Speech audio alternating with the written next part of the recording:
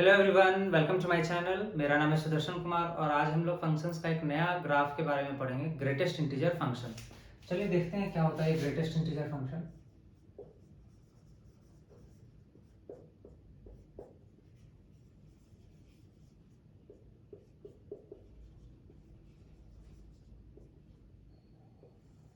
Alright, तो ये जो फंक्शन है ये कैसे डिफाइन होता है, तो late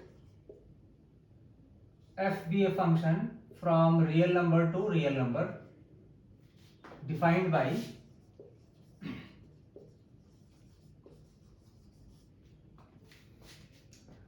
y equals to fx equals to, ऐसे लिखते हैं इसको, where x belongs to r। ठीक है, इसको कैसे पढ़ेंगे? इसको बोलेंगे ग्रेटेस्ट इंटीजर ऑफ x। ठीक है, where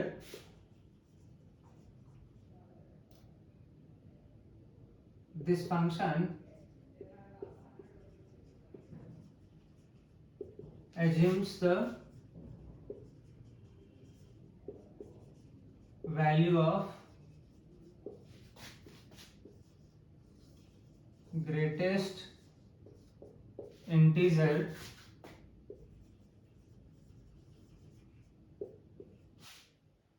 less than or equal to x। अब इसका क्या मीनिंग है? ये तो काफी बड़ा स्टेटमेंट लिख दिया हमने, बट इससे डरने का जरूरत नहीं। आप देखिए, इसमें मेनली ये एक चीज इंपॉर्टेंट है, दूसरा इंपॉर्टेंट ये है, और तीसरा इंपॉर्टेंट इस जगह से इस जगह तक है। यही तीन चीज इंपॉर्टेंट है इसमें। पहला चीज क्या है, इसको ऐसे डिफाइन करते हैं। ठीक है, y equals to F X equals to greatest integer of x। ये तो इसका सिंबल हो गया। ये सिंबल, ये जो कैपिटल ब्रैकेट, जो आप बड़ा बिग ब्रैकेट जो आप देख रहे हो, इसको बोलते हैं ग्रेटेस्ट इंटीजर ऑफ x। अब ये जो फंक्शन है कहाँ पे डिफाइंड है, तो ये रियल नंबर के लिए डिफाइंड है। x सारा रियल नंबर ले सकता है, तो माइनस इन्फिनिटी से प्लस इन्फिनिटी तक ले सकता है। और इसका जो वैल्यू आएगा वो आएगा value of greatest integer less than और इक्वल टू x। सो अब इसका क्या मीनिंग है वो देखते हैं हम लोग। तो इसको समझने के लिए आप एक स्ट्रेट लाइन खींचते हैं। ये कौन सा लाइन है? ये नंबर लाइन है। ये इधर माइनस इन्फिनिटी जाएगा, ये प्लस इन्फिनिटी जाएगा। ठीक, अब बीच में ओरिजिन आता है, इधर 1 2 3 4 5। ठीक, इधर -1 -2 -3 -4 और -5। अब देखिए, हम लेते हैं कोई भी एक नंबर। ठीक, कैसे काम करता है ये चीज, ये देखिए। Let's say x equals to हम 0.1 लेते हैं। ठीक, 0.1 कहां पर आएगा? इस जगह आएगा क्या? 1 से ज्यादा है। तो जब हम x इक्वल्स टू 0.1 लेंगे तो ग्रेटेस्ट इंटीजर ऑफ x जो आएगा वो क्या आएगा? Value of greatest integer less than और इक्वल टू x। 0.1 से छोटा जो ग्रेटेस्ट इंटीजर है कौन सा है? 0 है। ये इधर आ जाएगा, तो ग्रेटेस्ट इंटीजर ऑफ 0.1 जो होगा वो 0 होगा। ठीक, अब अगर let's say x equals to आप 0.5 लेते हैं, तब क्या आता? 0.5 कहाँ आएगा? इस जगह आएगा ना। अब 0.5 के लिए इससे जो सबसे बड़ा इंटीजर है, जो इस नंबर से छोटा है या इसके बराबर है, क्या आएगा? ये घूमकर पीछे आएगा ना। तो अगर आप 0.5 लेंगे और इसका ग्रेटेस्ट इंटीजर निकालेंगे, ग्रेटेस्ट इंटीजर ऑफ दिस 0.5 निकालेंगे, तो वो 1 के बराबर है। अब आप देखिए, नाम है इसका ग्रेटेस्ट इंटीजर, लेकिन आपको छोटा वाला लेना है ग्रेटेस्ट इंटीजर। तो ये नहीं कि आप 0.5 पे तो 1 पे चले गए। 0.5 से सबसे छोटा जो इंटीजर है और सब 0.5 के सबसे नजदीक। अब ये नहीं कि 0.5 पे तो आप -1 पे चले गए या -2 पे चले गए, आपको सबसे नजदीकी ग्रेटेस्ट इंटीजर लेना है। ठीक, तो अब अगर आप देखिए, अगर आपका नंबर 1.5, अगर आप x इक्वल्स टू 1.5 लेते हैं, तब क्या होगा, x इक्वल्स टू अगर आप 1.5 लेते हैं तो ये सबसे नजदीकी वाले के पास जाएगा, ठीक है। तो 1.5 अगर लेंगे, इसका ग्रेटेस्ट इंटीजर निकालेंगे तो ये आएगा 1, सॉरी यहाँ पे 0 आना चाहिए था, ठीक। अब अगर x इक्वल्स टू -0.7 लेंगे तब क्या होगा। अब अगर आप -0.7 लें तो ये -0.7 यहाँ आएगा ना, आएगा कि नहीं। और इसके सबसे नजदीकी जो ग्रेटेस्ट इंटीजर है वो कौन सा है, इस नंबर से छोटा, वो आएगा -1।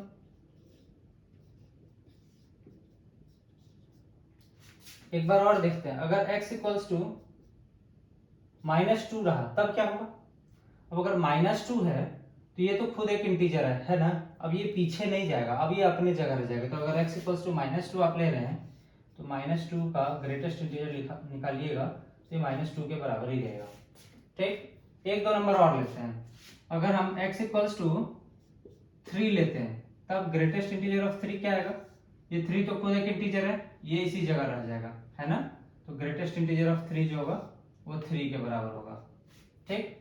एक नंबर और लेते हैं, x इक्वल्स टू 4.7। तो 4.7 देखिए तो कहाँ आएगा, इस जगह आएगा क्या, कहीं इस जगह। तो अगर इसका 4.7 का ग्रेटेस्ट इंटीजर लेंगे तो क्या आएगा, पीछे वाला इंटीजर आएगा ना, तो ये 4 के बराबर होगा। एक नंबर और लेते हैं, x इक्वल्स टू -3.2 लेते हैं, ठीक। -3.2 कहाँ आएगा, ये -0 -1 -2 -3 और ये इस जगह -3.2 आएगा ना, ये जो नंबर है ये यहाँ आएगा, ठीक। अब अगर इसका हम ग्रेटेस्ट इंटीजर निकालें -3.2 तो ये क्या आएगा, सबसे नजदीकी ग्रेटेस्ट इंटीजर के पास जाएगा, या तो वो नंबर या उससे छोटा, तो ये आएगा -4। ध्यान रखिएगा यहाँ पर अगर आप 1.5 का ग्रेटेस्ट इंटीजर निकालते हैं तो 1 आता है, 0.5 का ग्रेटेस्ट इंटीजर निकालते हैं तो 0 आता है, 4.7 का ग्रेटेस्ट इंटीजर निकालते हैं तो 4 आता है।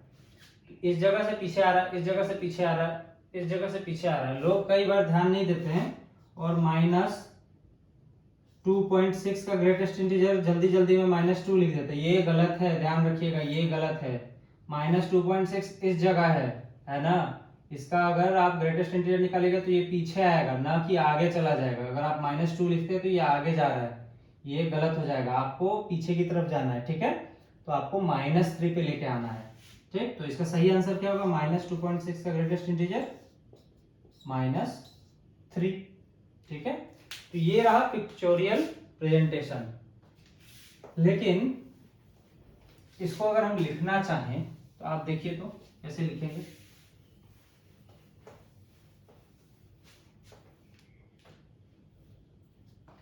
देखिएगा यहां पर, अगर when -x का वैल्यू देखते हैं पहले, ठीक है। x का वैल्यू -2 से लेकर -1 तक है। ध्यान रखिएगा यहां पर इक्वालिटी साइन नहीं है, मतलब क्या, ये नंबर लाइन है 0 1 2 -1 -2, ठीक। तो -2 से लेकर -1 है, तो हम लोग कहां से कहां तक हैं, देखिए तो इसमें इस जगह से है ना, ये वाला, और -1 इंक्लूडेड नहीं है, तो इसमें कहीं पे भी रहिए आप पीछे जाना होता है ना, अगर इसका आप ग्रेटेस्ट इंटीजर निकालते हैं तो, ठीक है। तो ऐसे केस में क्या होगा, जब x का वैल्यू -2 से लेकर -1 के बीच में है तो greatest integer of this number will be what, -2 होगा, क्या -2 रहेगा। एक नंबर और लिखते हैं, जब x -1 less than equal to x less than 0 के बराबर है, तो अब आप देखिए जब x का वैल्यू -1 से 0 के बीच में है, तो -1 से 0 के बीच में और 0 इंक्लूडेड नहीं है, तो ये वैल्यू कहां से कहां आएगा, पीछे की तरफ आएगा ना। तब इस केस में क्या होगा, x इक्वल्स टू -1 होगा, ठीक। when 0 less than x less then 1, आप देखिए x का वैल्यू इस बार 0 से लेकर 1 के बीच में, तो 0 से लेकर 1 के बीच में है, तो मतलब क्या, अगर लेट्स से वैल्यू यहाँ पर है तो ये पीछे की तरफ आएगा, यहाँ पर है तो ये पीछे की तरफ आएगा, है ना, 1 इंक्लूडेड नहीं है इसमें। तो जब 0 से लेकर 1 के बीच में है तो x का वैल्यू क्या आ रहा है, 0 आ रहा है। एक एग्जांपल और देखिए, जब x का वैल्यू 1 से लेकर 2 के बीच में है और 2 इंक्लूडेड नहीं है, मतलब क्या कि वैल्यू जो है इस जगह कहीं है और ये पीछे की तरफ जब जाएगा तो greatest integer of that function जो होगा ये क्या आएगा,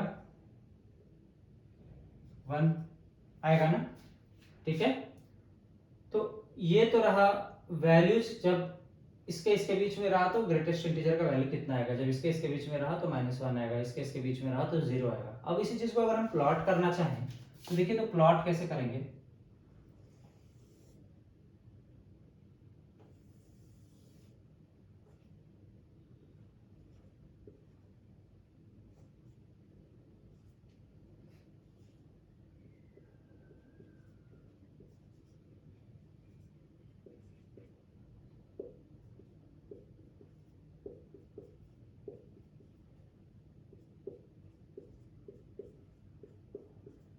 ये पॉजिटिव y एक्सिस, ये नेगेटिव x एक्सिस, ये पॉजिटिव x एक्सिस, ये नेगेटिव y एक्सिस, ठीक है।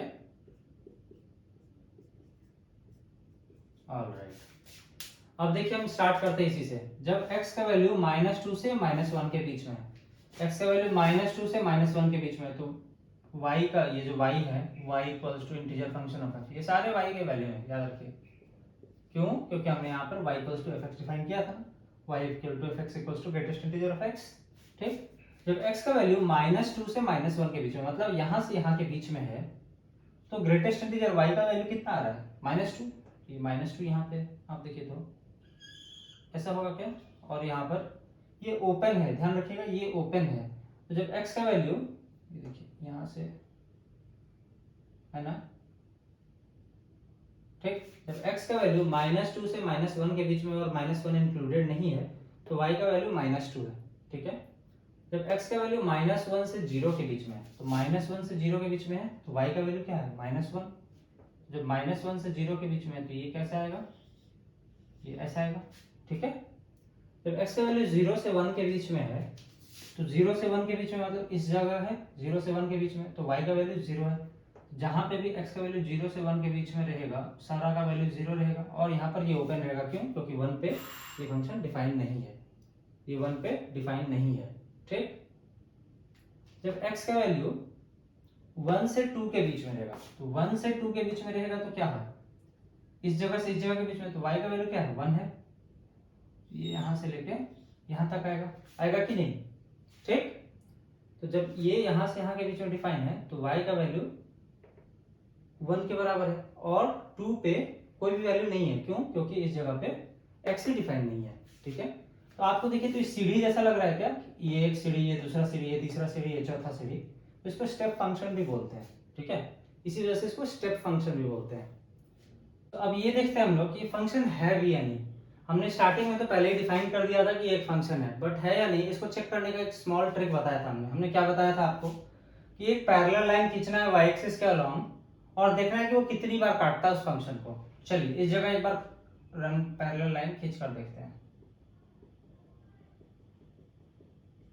ये पैरेलल लाइन है, देखिए इस जगह काट रहा क्या, ये एक पॉइंट है, बट देखिए अगर हम इसकी जगह कहीं और इधर एक बार पैरेलल लाइन खींच के देखते हैं, ठीक। यहां पर अगर लेट्स से खींचते हैं,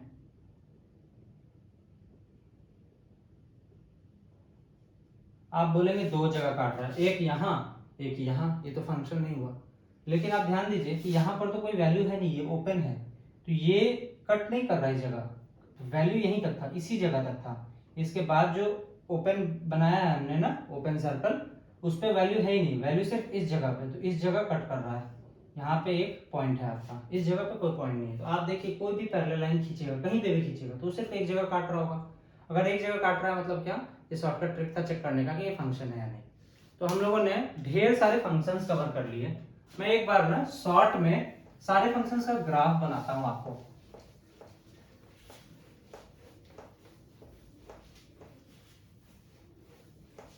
रिकैप करते हैं एक बार जल्दी जल्दी।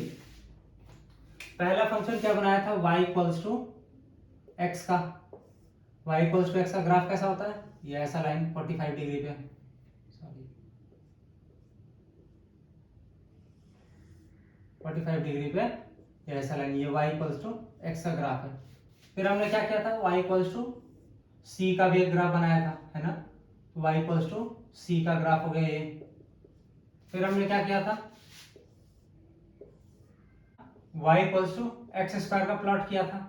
y equals to X square कैसा था, ऐसा पैराबोलिक कर्व, ठीक है। उसके बाद हमने एक और ग्राफ देखा था, y इक्वल्स टू